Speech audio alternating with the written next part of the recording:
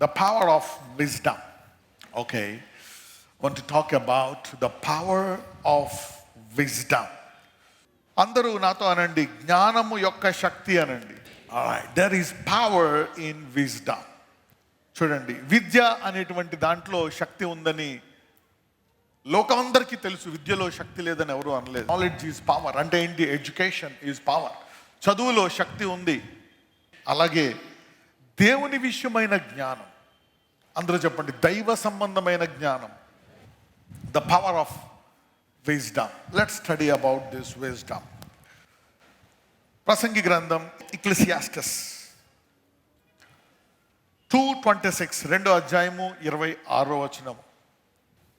ఏలయనగా దైవ దృష్టికి మంచివాడుగా నుండువానికి దేవుడు జ్ఞానమును, తెలివిని, ఆనందమును అనుగ్రహించాడు. See that now. Why wisdom? అందరూ చెప్పండి, దేవుని జ్ఞానం ఎందుకు? Today I want to talk about why God's wisdom. I'm talking purely about God's wisdom.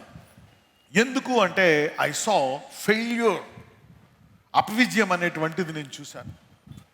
ఈరోజు ఆ ఓటమిని జయముగా మార్చాలని ఈ జ్ఞానము మన హృదయాలకు అంతరేంద్రంలోకి వెళ్ళి ఆ అపవిజయాన్ని విజయముగా మార్చాలని దేవునిని ప్రార్థిస్తున్నాను. ఏమేనానండి? ఏమే. So this is what the word will do. ఓటమి అనేది దేవుని చిత్తము కాదు. క్రీస్తు యేసునందు ఎల్లప్పుడూ మనకేమిస్తాడంట? విజయం. So cross is victory. Cross is victory.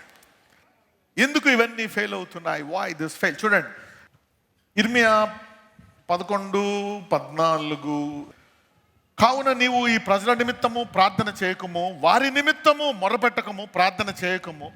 వారు తమ కీడును బట్టి నాకు మొరపెట్టునప్పుడు నేను ఏమని ఉంటుంది అక్కడ? So there are unanswerable prayers. God will shut down, close his ears. ఎప్పుడైనా అవతల వాళ్ళు మాట్లాడుతున్నప్పుడు నువ్వు వద్దు అని అనలేక వాళ్ళు విన్నా సరే నువ్వు వేరేది ఆలోచించుకుంటావు ఉన్నావు ఎప్పుడైనా? చాలామంది ఉన్నారు. కొంతమంది బయట మనుషులు, శత్రువులు చెప్తే వింటా ఉంటారు, ఇందుకులే ఏం వింటాంలే అని. Okay, you see that now. There are prayers that God says I will not listen. అన్నీ తెలుసుకొని ఏది మంచిది ఏది చెడ్డది, ఇఫ్ యూ మిక్స్ ఎవ్రీథింగ్, అప్పుడు ఆ కూరలో రుచే వేరు కదా. Then you like the taste. Okay, ఒకవేళ అది ఏ పాడులో వేయాలో కూడా తెలియాలి మీకు. వారికి కొంచెం ఉప్పు తక్కువైంది, కొంచెం ఉప్పు ఎక్కువైంది, కారం ఎక్కువైంది. You need to put everything. So all these things are good.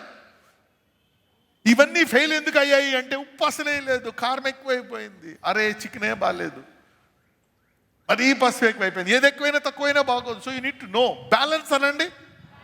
This is important.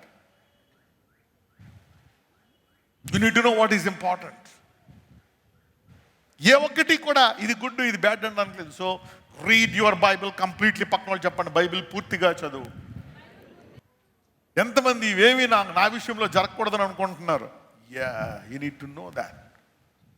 ఒకసారి దేవుడు టైం తీసుకుంటాడు. ఆ టైంలో you need to know why God is. ఎందుకు తీసుకుంటాడంటే నీ ప్రార్థనను సరళము చేస్తున్నాడు, నీ స్తుతిని సరళము చేస్తున్నాడు, నీ వాక్యాన్ని సరళం చేస్తున్నాడు, నీ జీవితాన్ని సరళం. ఎందుకు టైం తీసుకుంటాడు? He purifies and then lifts you up.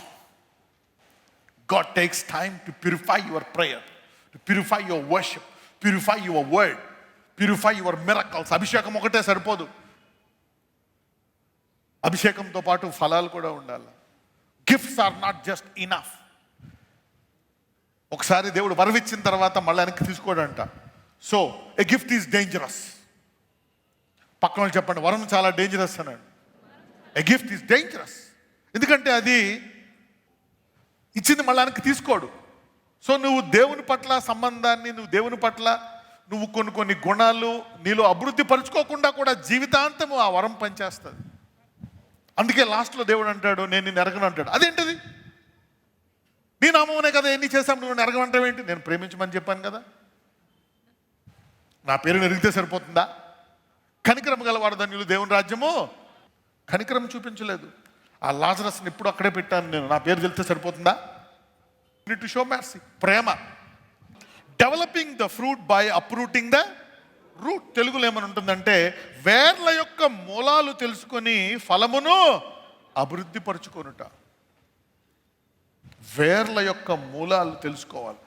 అందుకే యేసుప్రభు వారు ఆ చెట్టుని వెళ్ళిపోమన్నప్పుడు వేరుతో ఆ చెట్టుని పెరిగివేయబడి కాక. ఎందుకంటే ఒకవేళ చెట్టు ఒక్కటే కట్ చేస్తే మళ్ళా చెట్టు వచ్చేస్తుంది. ఎందుకు గురించి? వేర్లు. ఈ సంవత్సరం మీ సమస్యలు వేర్లతో బయటకు వచ్చేసింది గాక. So you need to go deep. The root is a problem. నరికేసాను చెప్పు అయిపోయింది అనుకుంటే కుదరదు, మళ్ళా వస్తుంది.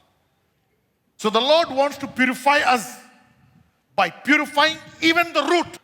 దేవుడు మనల్ని శుభ్రం చేయాలంటే, మనం బాగు చేయాలంటే, మన వేర్ల నుంచి మనల్ని బాగు చేయాలంటే ఎంతమందికి అర్థమవుతుంది? Yes, God wants us to purify us and heal us and bless us from the root. 109వ కీర్తన 2వ వచనం. నన్ను చెరుపవలనని భక్తిహీనులు తమ నోరు, కపటము గల తమ నోరు తెరచి ఉన్నారు. వారు నా మీద అబద్ధములు చెప్పుకొనుచు. కపటము గల తన నోరు తెరచి ఉన్నారు అంటే ఉన్నది కాకుండా సంథింగ్ డిఫరెంట్. దీన్ని ఇంగ్లీష్లో ఏమంటారంటే స్లాండర్. ఎవరైనా ఇతరులు మీ మీద అబద్ధాలు చెప్పడం విన్నారా? Too good to be true is not before men. Remember, men will not forgive, God will forgive. Okay, so be smart. నన్ను చెరపవాలనని భక్తిహీనులు కపటము గల తమ నోరు తెరిచి ఉన్నారు. వారు నా మీద అబద్ధములు చెప్పుకొనుచున్నారు. నెక్స్ట్, నన్ను చుట్టుకొని నా మీద ద్వేషపు మాట్లాడుచున్నారు, నిర్నిమిత్తముగా నాతో పోరాడుచున్నారు. ఆగట్లే అంటే ఏవో మాటలు నిందలు వేస్తానే ఉన్నారు, నా మీద ద్వేషపు మాటలు మాట్లాడుతూనే ఉన్నారు. Always they have been quarreling, releasing words. చదువు.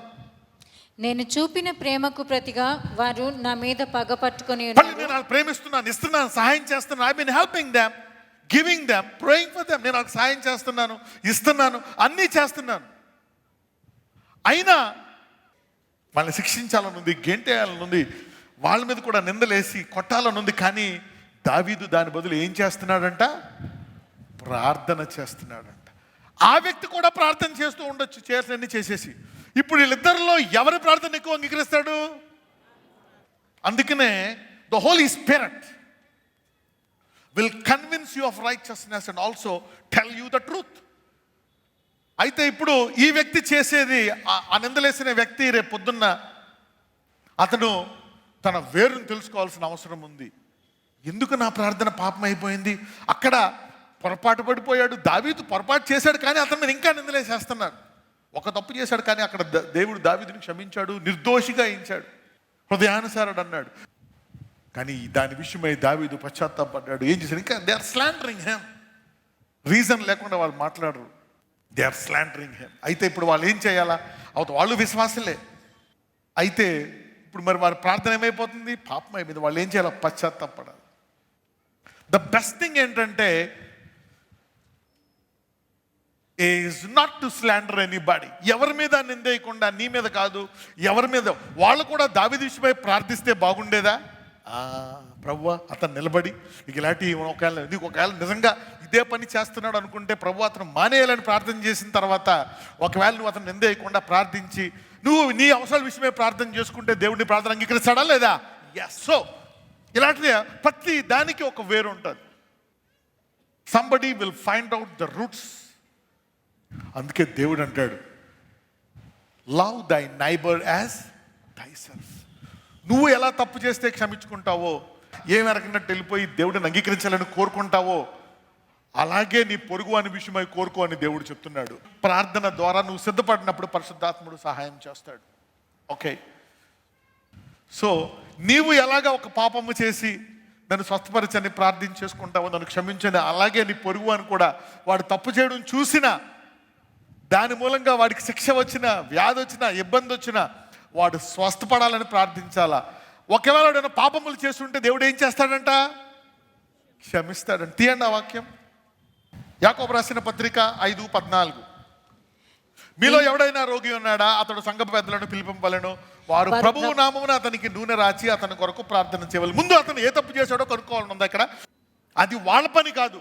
ఎవరికి వాళ్ళు పరీక్షించుకొని పరిశుద్ధాత్ముడు నీకు బయలుపరచును గాక. ఒకవేళ పక్క వ్యక్తికి తెలిస్తే నువ్వు అతని మీద నింద వేయకూడదు. నిన్ను క్షమించుకున్నట్లు అతను కూడా దేవుడు క్షమించాడు అని నువ్వు నీలో నీవు ఎలా ఉంటావో అతనితో కూడా అలాగే ప్రవర్తించాలా. 15 చూద్దాం. విశ్వాస సహితమైన ప్రార్థన ఆ రోగిని స్వస్థపరచును. ముందు ఏం చేయాలా? నన్ను క్షమించినది అతన్ని క్షమించేశాడు, నన్ను స్వస్థపరిచింది అతను స్వస్థపరుస్తాడు. కాబట్టి ప్రభువా అతన్ని స్వస్థపరిచేయి అని మనం ప్రార్థించినప్పుడు అతను స్వస్థపడిపోతాడంట. ఆ తర్వాత అతను ఏమన్నా పాపం చేస్తుంటే దేవుడు క్షమించేస్తాడంట. అంటే దేవుడు ముందు ఏం చూస్తాడు? స్వస్థత, తర్వాత పాపము. ఎందుకంటే శిలువలు అన్నీ తీసేశాడు కాబట్టి ముందు ఆయన వద్దకు వచ్చిన వారిని స్వస్థపరిచేస్తాడు, తర్వాత పాపాలను క్షమిస్తాడు. ఆ తర్వాత మళ్ళా ఎందుకు వస్తుందో తెలుసా? తిరిగి ఆ రోగము అతను అదే తప్పును మళ్ళా చేస్తూ ఉంటాడు. అయితే పరిశుద్ధాత్ముడు అతనితో డీల్ చేసి అది చేయకుండా మానేసినప్పుడు ఆ వ్యాధి మళ్ళా తిరిగి రాకుండా అతనిని కాపాడుతుంది. ఎంతమందికి అర్థమైంది? విజ్డమ్ ఎవరైనా నేర్చుకుంటున్నారు? Anybody is learning some staff. So నీకు ఏదైనా వచ్చి పోయినప్పుడు అది ఎందుకు వచ్చిందో పరిశుద్ధాత్ముడు బయలుపరిచినప్పుడు అది చేయకుండా నువ్వు ఉండాలి. Somebody will not repeat from their root but transform their root from today. ఈ రోజు నుంచి చాలా మంది మీ వేరు, ఇప్పుడు సపోజ్ ఒక పండు ఉంది, చేదు పళ్ళు, ఒక చెట్టు ఉంది, చేదు పళ్ళు వచ్చాయి, మొదటి రోజు తిన్నావు, మొత్తం ఒక 10 పళ్ళు వచ్చాయి, ఆ చెట్టుకి 10 పళ్ళు తినేసి చేదుకున్న అన్ని పక్కన పడేసావు. వచ్చే సంవత్సరం మంచిగా వస్తాయేమో అని చూసావు, వచ్చే సంవత్సరం అలాగే వచ్చాయి, అలాగే వస్తున్నాయి. కాబట్టి ఏం చేయాలి నువ్వు? సమస్య ఎక్కడుంది? వేళ్లలో ఉంది. ఈ సంవత్సరం మీ ప్రార్థనలన్నీ అంగీకరించిన గాక, మీ స్తుతి, మీ వర్షిప్, మీ behaviour, everything good be accepted by God. ఈ సంవత్సరం మీ మాటలు కూడా దేవునికి అంగీకారంగా ఉండును గాక. You know how God tastes his meat? The Bible says that God will taste his meat. మనము ఆయన చేసిన శరీరం అయింది, ఆయన అప్పుడప్పుడు ఈ శరీరం రుచి చూస్తాడంట. How is my meat? You are his meat. పక్కన వాళ్ళు చెప్పు, యు ఆర్ హిస్ మీట్ అనండి. యా, నువ్వు ఆయన ఆహారము అనండి. Yeah, you are his meat. He has made you. He sometimes tastes you. చూస్తాడంట రుచి ఎలా ఉంది అని. చూడండి, నోవా ఆయనకి కానికిచ్చినప్పుడు అంట ఆయన చూసి చాలా బాగుందన్నాడంట. ఎవరికైనా తెలుసా వాక్యము? He accepted A sweet saver అంటారు. అప్పుడప్పుడు వాటిల్లో కొంచెము ఇది కూడా వేస్తారు, సెంట్ కూడా వేస్తారు. చూడు, యేసు ప్రభు వారికి కానుకలు ఇస్తున్నప్పుడు అందులో ఒక మంచి అత్తరు కూడా ఉంటుంది. Okay, it's a sweet offering. So God will taste his meat. ఎలా టేస్ట్ చేస్తాడంట? మనము మాట్లాడే మాటలను బట్టి, ఒక్కొక్కసారి మన ప్రవర్తన హీ విల్ చెక్ అంట. He will check and say, my meat is good, నా పిల్లలు బాగున్నారు. ఈరోజు మీ కుటుంబం అంతా కూడా దేవుడు రుచి చూసి, దేవుడు కూడా అంటాడు, నన్ను కూడా మీరు ఏం చూసి తెలుసుకోమంటున్నాడు? Taste me and see. నన్ను కూడా రుచి చూసుకో. నేను ఎక్కడో ఉండే దేవుణ్ణి కాదు, నీ కొరకు భూమి మీదకి వచ్చా, ప్రాణం పెట్టా, చనిపోయా, నా సొంత కుమారుణ్ణి ఇచ్చా, నీకు మంచి చేయనా, నేను మంచోడినే, రుచి చూడు, కమ్ టు మీ, టేక్. నేను కూడా రుచి చూస్తాను నువ్వు ఎలాంటి వాడివే అని. I will also taste you. Okay, యోబు గ్రంథం 12వ అధ్యాయం 11వ వచనం. అంగిలి ఆహారమును రుచి చూచినట్లు చెవి మాటలను పరీక్షింపదా? Doth not the ear try words and the mouth taste his meat? దేవుని చెవంట మనం ఏం మాట్లాడుతున్నాము అని చూస్తుందంట. అందుకే దేవుడు మన మాటల విషయమై తీర్పు తీరుస్తాడంట. అందుకే మనము తప్పు చేసేవాడిని తప్పు అనకూడదు. దేవుడు దాన్ని క్షమించాడు అనుకో, ముందు దేవుడిని చూడ. నువ్వేమంటున్నావు? ఈ పాపం చేసినోడి విషయం ఏమంటున్నావు? హృదయానుసారుడు. కాబట్టి మనం కూడా ఏమనాలంట? సపోజ్ దావీదు ఉన్నాడు, అవునా? చక్కటి వ్యక్తి యొక్క భార్యను తీసుకొని ఇలా చేస్తాడా? నువ్వు వెళ్ళు, యుద్ధం నుంచి వచ్చినట్టయితే నువ్వే చేసినట్టు వాడు వెళ్ళడు, అక్కడే పడుకుంటాడు. యూరియా, నేను వెళ్ళను ప్రభు, నా సహోదరులందరూ యుద్ధం చేస్తే నేను ఎందుకు వెళ్తాను, అక్కడే ఉంటాయి. ఇలాంటి వాడిని చంపేశాడు, ఇలాంటి చేశాడు కాబట్టి వీడు ఇలాగవ్వా అలాగవ్వా అని మాటలు అనుకుంటున్నారు నువ్వే. కానీ ఇక్కడ దేవుడు ఏమంటున్నాడు? అతను పశ్చాత్తాపడుతున్నాడు. దాని మూలంగా అతనికి వచ్చే కష్టము, 4 కుమారులు చనిపోయారు, బాధ, రాజ్యం పోయింది, చాలా ఇబ్బంది పడ్డాడు, బలం తగ్గిపోయింది, మరణగండంకి వెళ్ళిపోయాడు. కానీ అతను నీతిగా ఉండాలనుకునే వాడు ఒక విషయంలో బలహీనపడిపోయి పడిపోయాడు. దేవుడు అతన్ని క్షమించి మళ్ళా దావీదు కృపలనిచ్చి అతనిలో వాగ్దానం నెరవేర్చాడు. హృదయానుసారుడిగానే ఆరంభమయ్యాడు, హృదయానుసారుడిగానే మిగిలిపోయాడు. మధ్యలో ఆయన నింద వేయలేదు, ఆయన నింద వేశాడు, మధ్యలో నింద వేశాడు, శిక్షించాడు. కానీ దేవుడు నిర్దోషి అని ఎంచాడంట. తమ పాపముల విషయమై పరిహారము నొందినవాడు ధన్యుడు, నిర్దోషి అని ఎంచబడినవాడు. ఓకే, 32వ కీర్తన.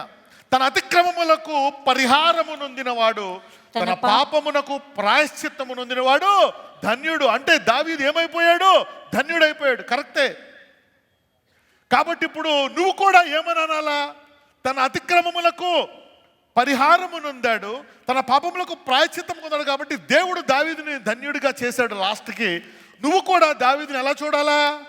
ధన్యుడిగానే చూడాలా. ఇంకా చూద్దాం 2వ వచనం. యెహోవా చేత నిర్దోషి అని ఎంచబడిన వాడు, ఆత్మలో కపటము లేనివాడు ధన్యుడు. ఆత్మలో లేదు దావీదుకి, శరీర బలహీనతలో పడిపోయాడు. అలాగా ఇక ఒక టైంలో అతనికి ప్రార్థన మానేసి ఉండొచ్చు, వాక్యం మానేసి ఉండొచ్చు, యుద్ధానికి వెళ్ళడం మానేశాడు. రాజుగా చాలే ఇంకా లైఫ్లో అన్నీ చేశాను, రిలాక్స్ అయి ఉండొచ్చు. ఆత్మలో కపటం లేదు కానీ శరీరం బలహీనమే. ఆత్మ సిద్ధమే కానీ శరీరము బలహీనము. ఇతనికి ప్రార్థన చేయాలనే ఉంది, యుద్ధంకి వెళ్ళాలని ఉంది, నీతిగా ఉండాలని ఉంది, పరిశుద్ధంగా ఉండాలని ఉంది. కానీ పడిపోయాడు. దేవుడే చూశాడు, చూసి మళ్ళా దావీదా. అందుకే ఈ జ్ఞానంలో, ప్రార్థనలో, వీటిల్లో నిలకడగా ఉండి, శిష్యులారా నాతోటే ఉన్నారు కానీ తిరస్కరించేసి పడిపోయారు. అందుకే వాళ్ళు రేపు పొద్దున్న ఒక మీటింగ్ పెడతారనమాట. మాకు సహాయం అందట్లేదు ఎన్ని అని చెప్పి వాళ్ళంతా గొడవలు తెలుసు కదా, ఉంటాయి కదా, అవి ఇవి వాళ్ళకి అందలేదు, వీళ్ళకి అందలేదు, ఆవిడ చేసిన తప్పు, వీళ్ళు చేసిన తప్పు, వెళ్ళకపోవడం, అది ఇవ్వకపోవడం వల్ల వచ్చి మీటింగ్లో అందరూ అపోస్తులతో పెద్దలందరూ వచ్చి మాట్లాడతారు. మన సంఘంలో అన్యాయం జరుగుతుంది. చాలా ఏం అన్యాయం అంటే భోజనాలు వెళ్ళట్లేదు, ఇలా జరగట్లేదు, అలా జరగట్లేదు అని చెప్తే మమ్మల్ని ఏం పట్టించుకోవట్లేదు అని అపోస్తుల మీద కంప్లైంట్ చేసినప్పుడు వాళ్ళందరూ మనం వచ్చి గుర్తుపెట్టుకోండి, మనము ప్రార్థనలో పడిపోతే ఏకంగా యేసుప్రభునే తిరస్కరించేసాం. కాబట్టి ఈ దాంట్లో మనం వెళ్ళాం అనుకోండి, ప్రార్థనలో తగ్గిపోయింది అనుకోండి, మనం ఏకంగా దేవుడి దగ్గరే పడిపోయి మనం ఏం చేస్తామో తెలియదు. కాబట్టి మనం ఇందులోకి వెళ్ళము. ఈ జ్ఞానము కలిగిన వారిని ఒక 7గురిని ఎన్నుకుంటామని చెప్పి వారిని ఎన్నుకొని వారిని పెట్టారు. మేమైతే వాక్యములో, ప్రార్థనలో నిలకడగా ఉంటామని చెప్పారు అపోస్తులు. అపోస్తుల కార్యములు 6వ అధ్యాయములో చూద్దాం ఒకసారి, మొదటి నుంచి చదువుదాం. ఆ దినములలో శిష్యుల సంఖ్య విస్తరించుచున్నప్పుడు అనుదిన పరిచర్యలో తమలోని విధవరాండ్రను చిన్న చూపు చూచిరని హెబ్రీయుల మీద గ్రీకు భాష మాట్లాడి యూదులు సనగసాగిరి. అప్పుడు 12 అపోస్తలులు తమ యొద్దకు శిష్యుల సమూహమును పిలిచి, మేము దేవుని వాక్యము బోధించటమాని ఆహారము పంచిపెట్టుట యుక్తము కాదు. కాబట్టి సహోదరులారా, ఆత్మతోనూ జ్ఞానముతోనూ నిండుకొని మంచి అంటే ఇది మానేసి అది చేయడం కాదు, అది కొనసాగించాలా. ఇది అంతకంటే ముఖ్యం. ఇప్పుడు ఈ రెండాట్లో ఏది ముఖ్యం? ఆహారం పంచిపెట్టుట లేకపోతే వాక్యము ప్రార్థనలో ఉండుట? రెండాట్లో ఏది ముఖ్యము? రెండు ముఖ్యమే. రెండాట్లో ఏది ముఖ్యము? You see that now they are priorities. యేసుప్రభువు స్వస్థపరుస్తున్నారు, సడన్గా స్వస్థతలు మానేసి వెళ్ళిపోయారు. ఆయన రాత్రి ప్రార్థన చేసుకుంటున్నాడు. ఆయన చేసింది కరెక్టా కదా? 1,00,000 మంది తిరిగి వెళ్ళిపోతున్నారు. ఆయన అనేకులు వస్తుంటే ఆయన వెళ్ళిపోయి ఏకాంతముగా ప్రార్థించుకున్నాడు. తర్వాత తీయండి, ముందు ఇది చూద్దాం. Let's study that. కాబట్టి సహోదరులారా, ఆత్మతోనూ జ్ఞానంతోనూ నిండుకొనిన మంచి పేరు పొందిన 7 మనుషులను మీలో ఏర్పరచుకొనిడి, మేము వారిని ఈ పనికి నియమింతుము. 4 అయితే మేము ప్రార్థన యందును వాక్య పరిచర్య యందును ఎడతెగక ఉందుమని మేమైతే మా సమయంలో 1 సెకండ్ కూడా దాన్ని కాంప్రమైజ్ అవ్వము. ఈ సమయం, ఎందుకంటే వాళ్ళు దానికి సమయం ఇస్తున్నారు, పేదలకు ఇచ్చే సమయం. దీనికి 3 గంటలు ఇస్తే దానికి అరగంట ఇస్తున్నారు. ఇప్పుడు వీళ్ళు ఏమంటారు? మీరు దీన్ని 2 గంటలు చేసి లేకపోతే గంట చేసి దానికి 3 గంటలు అయినప్పుడు సరిపోద్ది అంటున్నారు. సరిపోతుందా? ఇంబ్యాలెన్స్. అప్పుడు వీరిని ఎన్నుకున్నారు. అలాగే ఏదో ఇంబ్యాలెన్స్ అయిపోవడం వల్ల పడిపోయాడు, కానీ ఆత్మలో దావీదులో కపటము లేదు, బలహీనత వల్ల పడిపోయాడు. మరి ఇప్పుడు అందుకనే మనం ఎవరికైనా తీర్పు తీర్చే ముందు దేవుడు అతను ఎలా చూస్తున్నాడు అనే దాని విషయమై మాట్లాడాలి. అందుకే కనుచూపును బట్టి తీర్పు తీర్చక, అందుకే దేవుడు ఏం చూస్తాడంట? దేవుడు మనిషి యొక్క హృదయాన్ని. ఆయన శిష్యుల యొక్క హృదయము మంచిది, కానీ పనుల్లో తిరస్కరించారు. మిగిలిన వాళ్ళు కూడా తిరస్కరించారు, కానీ వాళ్ళ హృదయము సరైనది కాదు. వారి ఆత్మలో కపటం ఉంది, శిష్యుల ఆత్మలో కపటం లేదు. అయినా వారు బలహీనతతో తిరస్కరించారు. తర్వాత శిష్యులందరూ చనిపోయారు. ఆయన కొరకు సాక్షిగా కావాలని చనిపోయారు. వాళ్ళు తప్పించుకునే అవకాశం ఉంది. ఇలా జరుగుతుందని స్వార్థ ఆపేయచ్చు వాళ్ళు. But they continued and they died. So అందుకే చూసేదాన్ని బట్టి తీర్పు తీర్చకూడదు, హృదయంలో ఉండేదాన్ని బట్టి. అందుకే దేవుడు అంటాడు, should be careful in that area. మనం ఎవరినో ఏదో అనేస్తాం, ఆ ప్రార్థన అంగీకరించదు. అదే వేరు తెలుసుకొని పశ్చాత్తాపడితే వెంటనే దేవుడు నిన్ను స్వస్థపరిచి నిన్ను బాగు చేసి నీ ప్రార్థన ఆలకిస్తాడు. Somebody is being promoted this year. ఈ సంవత్సరం మీరందరూ ప్రమోషన్లోకి వెళ్ళుదురుగాక. ఎందుకంటే ఇప్పుడు దాకా ఎవరిని వచ్చినట్టు వాళ్ళు పరికేస్తున్నారు, ప్రేయర్ చేసుకుంటున్నారు. కొన్ని జరుగుతున్నాయి, కొన్ని జరగట్లేదు.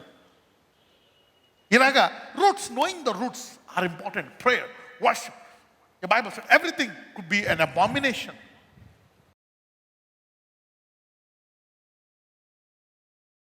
నజరేయుడైన యేసయ్య ఈ సంవత్సరము స్వస్థతల యొక్క ఉన్నత స్థాయి, ప్రతి సంవత్సరం నువ్వు ఒక స్థాయి నుంచి ఇంకో స్థాయికి పెంచుతావు.